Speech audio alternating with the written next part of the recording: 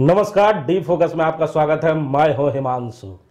साल अंतिम चरण पे है और साल की कई बातें अब लोगों को जहन में याद आने लगी है, क्योंकि जब भी नया साल आने वाला रहता है लोग पुरानी बातों को याद जरूर किया करते हैं।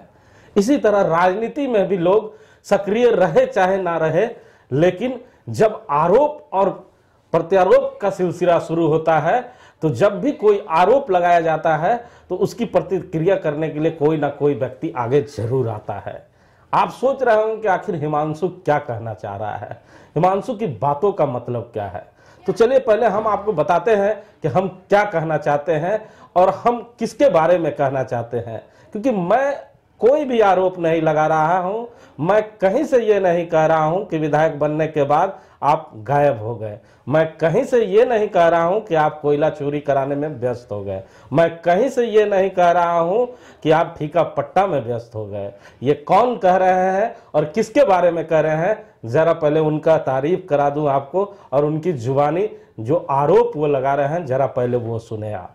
7 दिन कोयले का चोरी हो रहा है, बेधड़ल्ले से कोयले का चोरी हो रहा है और जिसका जनक कहीं ना कहीं कांग्रेस रहा है बेरमो क्षेत्र के अंदर। तो क्षेत्र के बारे जानकारी नहीं है। बेरमो का रोजगार वहां का ट्रक है, आज ट्रक मालिक भी बेकार हो गए। रेक में चलने के कारण लोकल सेल भी लगभग बंद हो चुका है। उनको कोई सरोकार नहीं है जनता की सुख सुविधा से, ये अपनी दादागिरी चलनी है। ये क्षेत्र के अंदर में ये रहते कम है, रेक में कितना हिसाब किताब है, ये सब करने के लिए वो बेरमो में अपना घर में दरबार लगाते हैं। जनता के दरबार से कोई मतलब नहीं है। तो सुना आपने, ये माननीय पूर्व विधायक बेरमो के हैं बाटुल महतो, जिन्होंने सीधा आरोप वर्तमान विधायक जयमंगल सिंह पर लगाया है कि बेरमो क्षेत्र में जो भी कोयला चोरी हो रहा है वो वर्तमान विधायक की देख रेख में चल रहा है।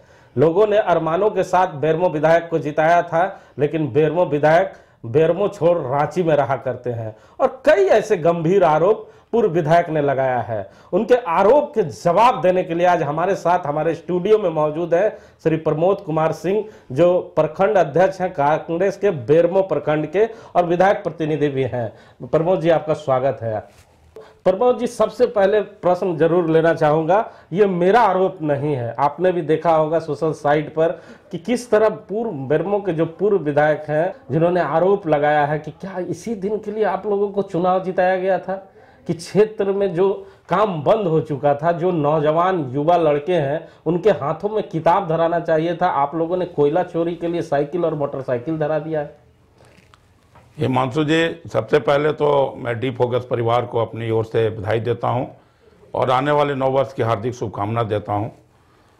और जहां तक जो बात आपने कहा है, अभी जिन लोगों के बारे में कहा है, आपको मैं बता दूं कि बेरमो कोयलांचल वो धरती है, आप बगल में बोकारो में आप रहते हैं, बगल में धनबाद है और धनबाद में जो कोयला का क्षेत्र है आप देखते हैं आए दिन वहाँ रक्त रंजित होता है और हमेशा खून खराबा की बातें वहाँ होती रहती है। लेकिन आज 20-25 वर्षों में अभी तक वहाँ एक भी रक्त रंजित का काम नहीं हुआ। ये स्वतः प्रमाणित करता है कि वहाँ कितनी ईमानदारी से कोयला का कारोबार या दूसरे कोई कारोबार वहाँ चल रहे हैं, जो शांतिपूर्ण ढंग से लोग वहां पर चला रहे हैं।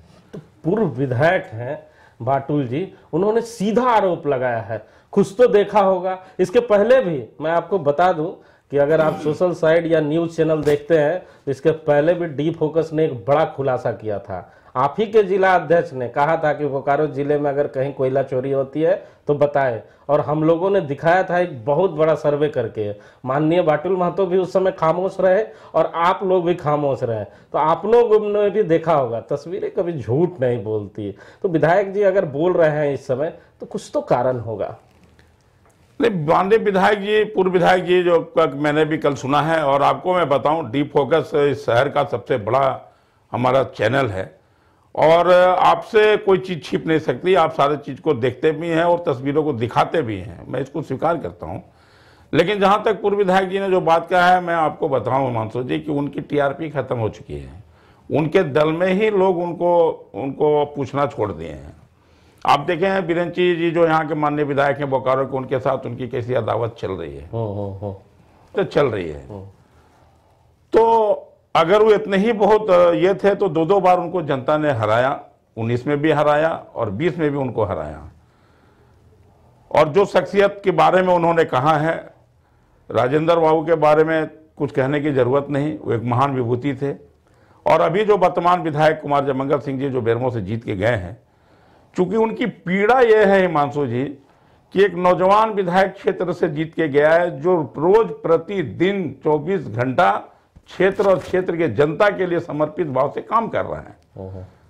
क्षेत्र में जिन पंचायतों की वो बातें किए हैं, मैंने भी सुना है, उस सारी योजनाओं को, जो योजना आज 20 वर्षों से धरातल पर उतारने के जो सपना राजेंद्र बाबू ने देखा था, उन सारे सपनों को साकार करने के लिए वो माननीय विधायक बेरमो युद्ध स्तर पर काम कर रहे हैं।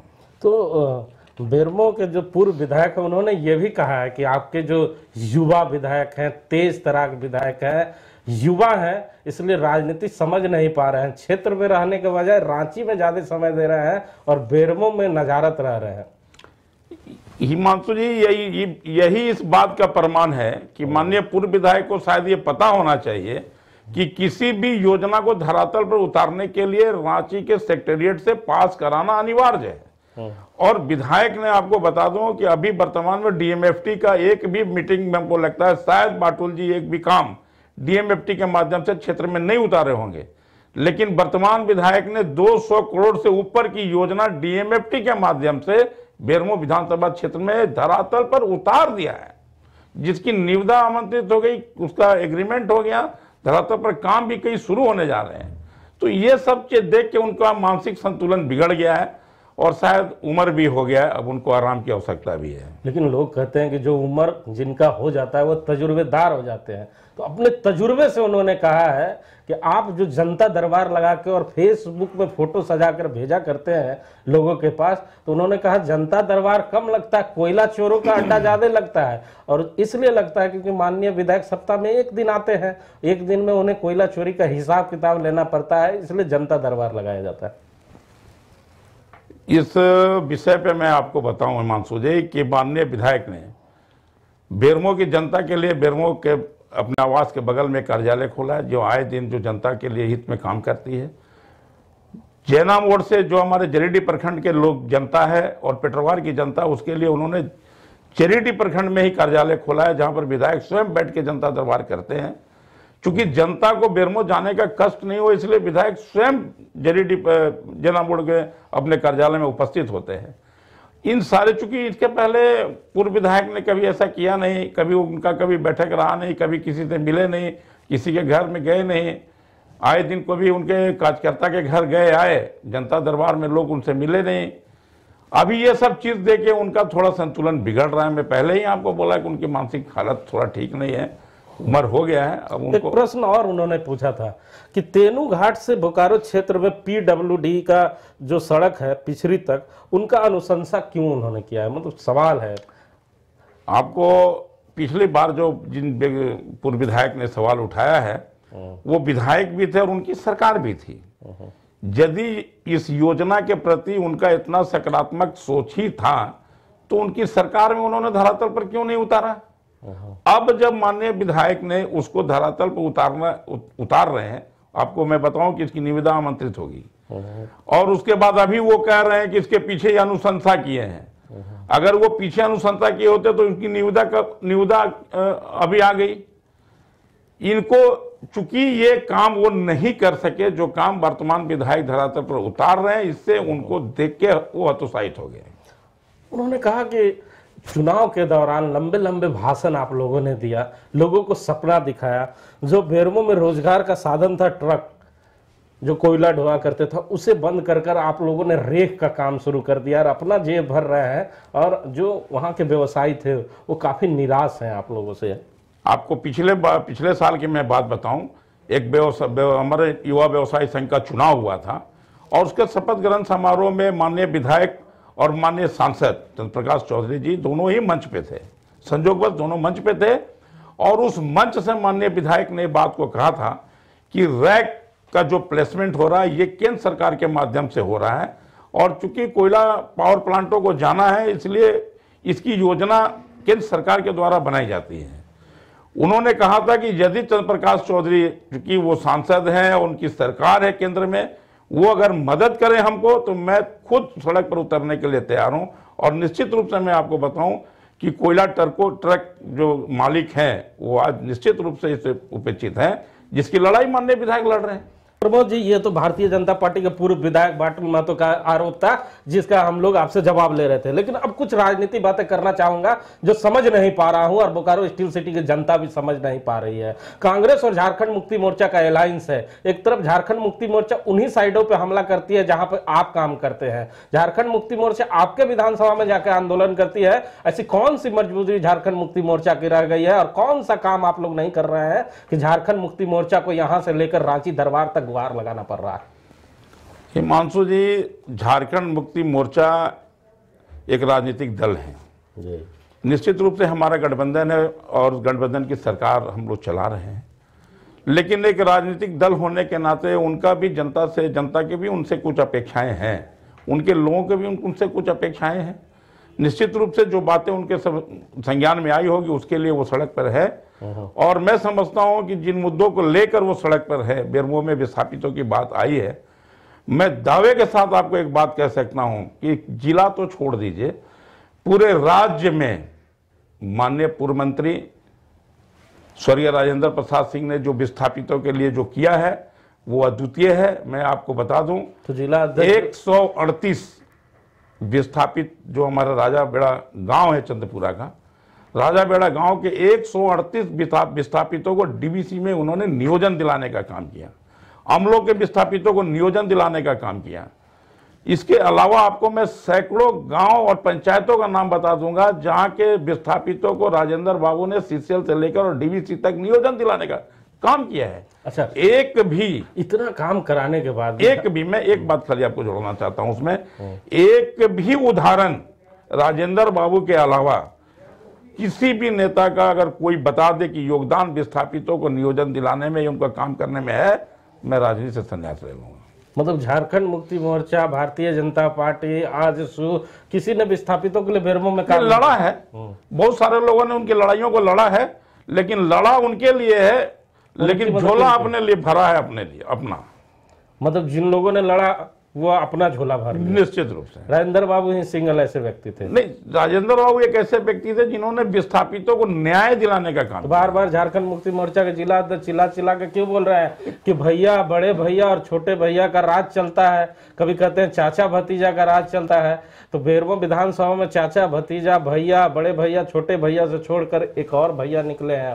नहीं, बड़े भैया निश्चित रूप से हमारे झारखंड मुक्ति मोर्चा के जिला अध्यक्ष बड़े भाई हैं और हमारे विधायक छोटे भाई हैं, और निश्चित रूप से हम कह सकते हैं कि बेरमो में दोनों भाई की सरकार चल रही है। उन्होंने अपने बारे में नहीं कहा है। प्रमोद जी, इतना प्यार से मत निकलिए, लोग देख रहे हैं, आपको सुन रहे हैं, और आपने भी लंबे समय से राजनीति की है और लोग भी समझ रहे हैं कि इशारा किधर है, उस इशारे को दूसरी तरफ ना ले जाए। झारखंड मुक्ति मोर्चा आपका अलायंस पार्टनर है, और अलायंस पार्टनर इतना नाराज है तो बात तो कुछ जरूर होगी। नहीं, झारखंड मुक्ति मोर्चा की नाराजगी कोई कांग्रेस और विधायक से नहीं है, क्षेत्र की जनता के सवालों को लेकर वो मुखर है। और मैं समझता हूं कि जो ज्वलंत समस्याएं, जिन मुद्दों पर उनकी लड़ाई होगी, कांग्रेस भी उनके सकारात्मक विचारधारा पे साथ सहयोग करेगी। आपको क्या लगता है कि एक साल पहले जब पिता के नाम पर आप चुनाव लड़ने के लिए बाहर निकले थे, और एक साल बीत जाने के बाद कितना आप जनता के वादों पे खड़ा उतर पाए हैं, या जो वादा किया था उस पे आप काम कर पाए हैं? इन पिछले एक साल में जो वादे हम लोग किए, उसका मैं आपको आज पूरी तस्वीर आपको बता दूं कि एक साल में, पिछले 5 साल में जितने काम धरातल पर नहीं उतरे हैं, उससे ज्यादा काम इस एक साल में माननीय विधायक ने धरातल पर उतारने का काम किया है। इसका साक्षात उदाहरण आपको बताएं कि 200 करोड़ रुपया का डीएमएफटी का योजना साधारण चीज नहीं है। आज मेरा एक अरमो पंचायत है, वहां उस सिर्फ एक अरमो पंचायत में हम लोग आदिवासी सुदूर गांव है, 100 करोड़ रुपया हम लोगों ने उससे ऊपर वहां पर देने का काम किया है। हमारे यहाँ कोई पंचायत नहीं है जिसमें डीएमएफटी के माध्यम से सड़क और नाली और पुल पुलिया वो नहीं बना रहे। उसके अलावा माननीय विधायक ने सुंदरों से लेकर मोहनपुर तक एक नया पुल का निर्माण के लिए अभी उसका भी डीपीआर तैयार हो गया, उसकी भी निविदा बहुत जल्द आमंत्रित होने वाली है। अभी पूर्व विधायक जी ने खुद कहा कि नहर जो हमारा नहर है टेनुघाट से जो नहर उसकी सड़क निर्माण होने जा रहा है। अच्छा, अंत में एक प्रश्न जरूर लेना चाहूँगा, कि सरकार के द्वारा एक कभी धनबाद और बोकारो के लिए भोजपुरी मगही भाषा भाषी के लिए एक प्रस्ताव पारित किया गया है, जिसके बाद पूरे बेरमो विधानसभा, बोकारो विधानसभा, धनबाद में लोगों इसका विरोध कर रहे हैं। आप इसे किस एंगल से लेते हैं? मैं इस विषय पे आपको बताऊं कि इसमें हम लोगों ने मामलों के जो महासचिव है वेणुगोपाल जी, हमारा पूरा संगठन, हम लोग उनसे मिले भी थे इस विषय पे कि अंगिका, मगही और भोजपुरी, मैथिली, इन सब को क्षेत्रीय भाषा से बाहर किया गया है। जो झारखंड बंटने के बाद, क्योंकि बिहार से हम बटे हैं और ये भाषी के लोग हम लोग के क्षेत्र में रहते हैं और ये भाषा हटने से कहीं ना कहीं उनको उपेक्षित महसूस करेंगे।